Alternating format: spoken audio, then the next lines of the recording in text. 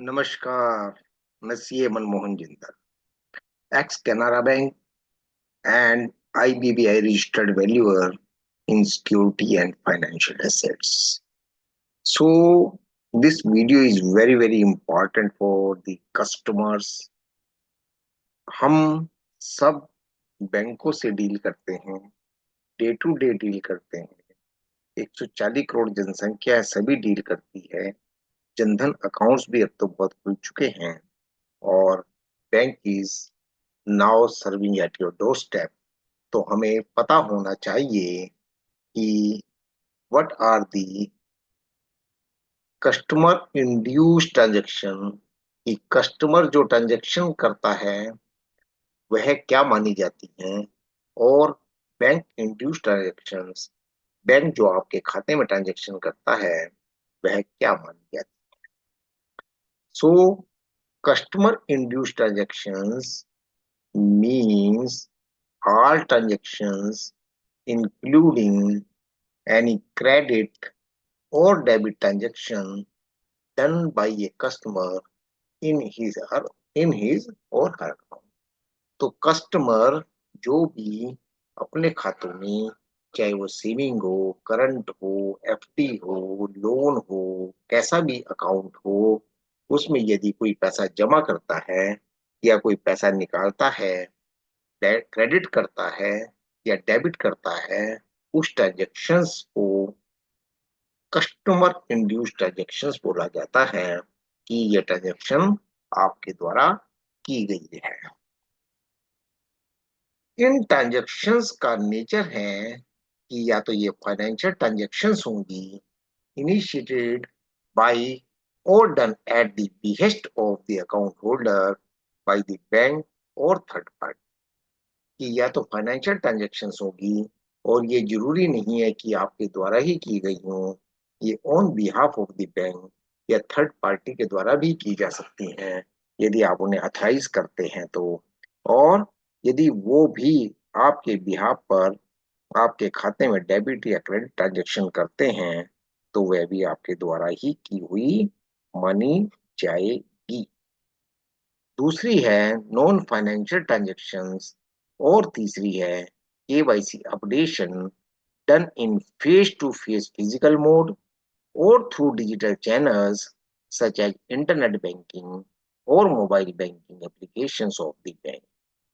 तो जब bank KYC updation मांगता है तो चाहे वो आपने फेस टू फेस की हो या डिजिटली की हो, उसको भी आपके द्वारा ही किया गया माना जाएगा। Now what is the bank induced transactions. तो बैंक के द्वारा की गई ट्रांजैक्शंस क्या मानी जाएंगी, जब आपके खाते में यदि कोई चार्जेस लगते हैं, फीस लगती है, इंटरेस्ट पेमेंट होता है, पेनल्टीज लगती हैं, टैक्सेस लगते हैं, जो कि आपको पहले से इन्फॉर्म किया होता है कि ये पेनल्टी, ये चीजें आपको दी बताई गई हैं, तो उसका पहले से इंफॉर्मेशन होती है, तो वह भी बैंक इंड्यूस्ड ट्रांजैक्शंस मानी जाती है। इनके एग्जांपल जो हैं वो फाइनेंशियल ट्रांजैक्शंस में रहते हैं, जो कि हम आगे पढ़ेंगे। सो हियर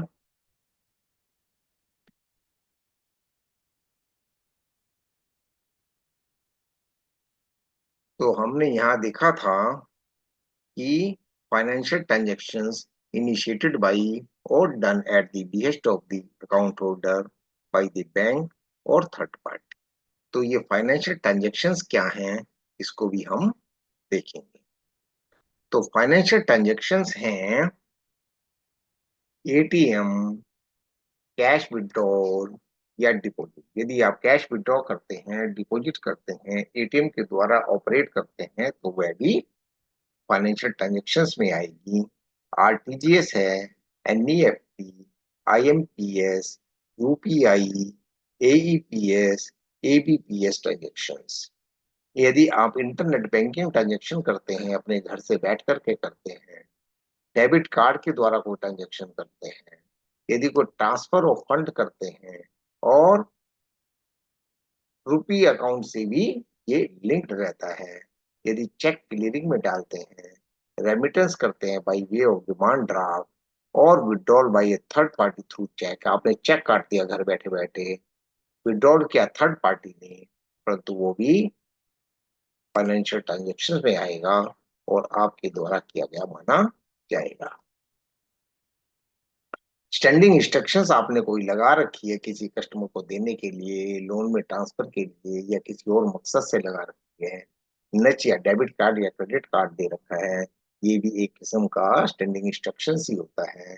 टर्म डिपॉजिट का इंटरेस्ट या प्रोसीड्स खाते में आया है, dividend of shares, interest on debentures और any other investment proceeds account में आया है या अकाउंट से गया है, डायरेक्ट बेनिफिट ट्रांसफर का कोई फायदा मिला है, रिफंड मिला है कोई इनकम टैक्स से, ई कॉमर्स पेमेंट से एटसेट्रा हुआ है, और या एनईटीसी डेबिट भी यदि कोई हुआ है तो वह भी फाइनेंशियल ट्रांजेक्शन में आएगा और आपके द्वारा किया गया या बैंक के द्वारा किया गया ट्रांजेक्शन माना जाएगा।